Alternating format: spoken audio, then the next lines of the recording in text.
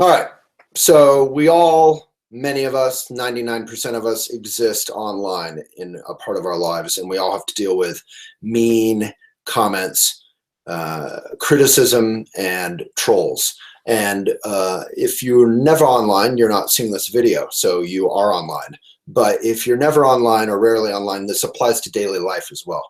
So if someone, so I'll give you three examples of the three. So a mean comment is, Waylon, your article sucks. You're just a liberal idiot, and climate change isn't real, and I hate you. That's a mean comment. I would probably delete that, but I might respond to it. If it showed up on your wall on Facebook. Yeah, on Facebook or Twitter or whatever, and I might say, hey, climate change is real. If you're interested and curious and actually honestly wanting to discuss, I'm happy to. Here's a link for more info. And then if they reply, you're just a scumbag loser, then that would be the end of it. But many times with a mean comment, you can actually begin a genuine conversation. It can be great.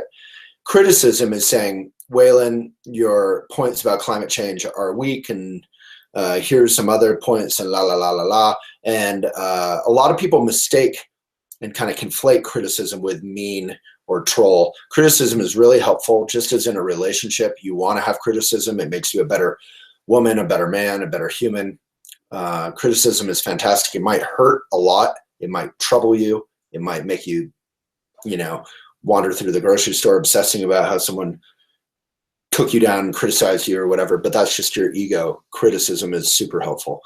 Criticism is an art. People should criticize in an uplifted, respectful way. That defines criticism. Criticism is not something we do for fun. We don't enjoy criticizing someone. We just do it as an offering. And then being a troll. Yeah, do you have? And in a world where some of us tend to push away the bad. Yeah. And only focus on the good. Criticism can be shocking in terms of it being the bad. Criticism is good. Yeah, criticism is good, but it feels bad. So we all have this habit of avoidance.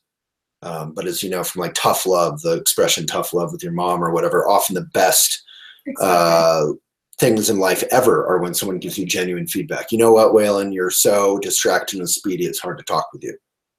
Maybe I don't enjoy hearing that, but it helps me. Oh, maybe I need to have a little more sleep and coffee less and meditate a little more and just eye contact and just slow down. That's kind of why we bow. So then there's the trolls, and the trolls are like, they just call you names, and they're just kind of evil, and they just kind of want to create trouble. Their goal is kind of to spread hate, and it's just fun for them. It's not that they're actually evil. Usually they're just, their sport is it's kind of like kids trying to step on ants. They kind of don't know any better. They're murdering little poor ants, but they're not evil children. They're just jerks who have never been taught any better. So trolls, less is more. If you want to troll a troll, have fun, but whatever, life is short. I would just kind of delete and block those kind of people.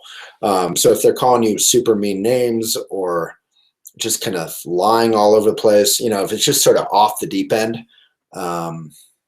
that's what I would call troll.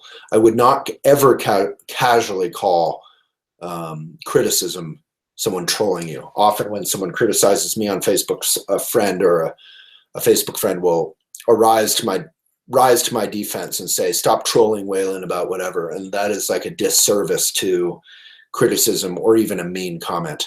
So that's why I wanted to have those three divisions. The main thing is, like, from a Buddhist point of view, there's the Vajra, which is like a symbol for a thunderbolt. So Vajra is sort of shaped like that. And it lets in all the truth, and it blocks or cuts all the kind of neurosis.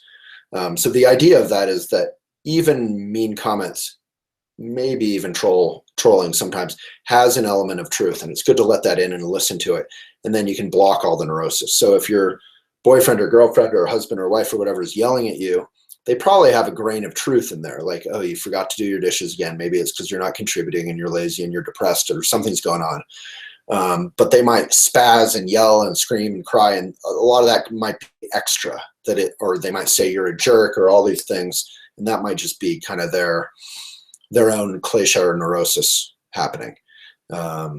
So anyway, criticism can be super helpful. And then there's the ad hominem, the notion of ad hominem, which is you say something, I disagree with you, and instead of arguing about the agreement or disagreement, the subject, I attack you. So that's an ad hominem. So we have this triangle, this pyramid, and I'm going to screen share, and then I go to this tab, and then I go, yeah. All right, here it is. So I hope you all can see that.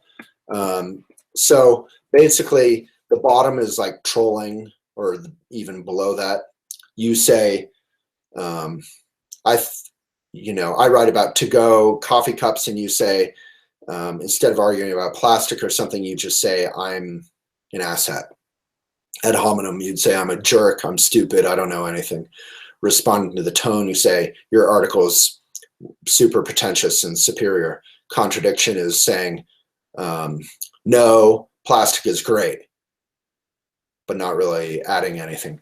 Counter argument, and so this gets better and better. Counter argument says, no, plastic is great.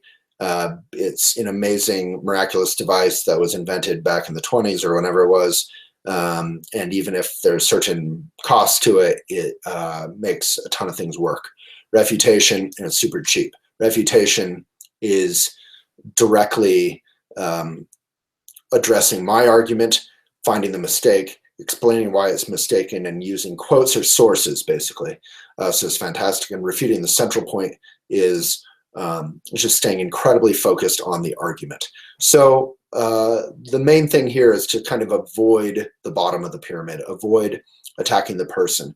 If you're anti-Trump, for example, don't insult Trump. Don't talk about his hair. That's needless. That's bullshit. That's kind of offensive, frankly.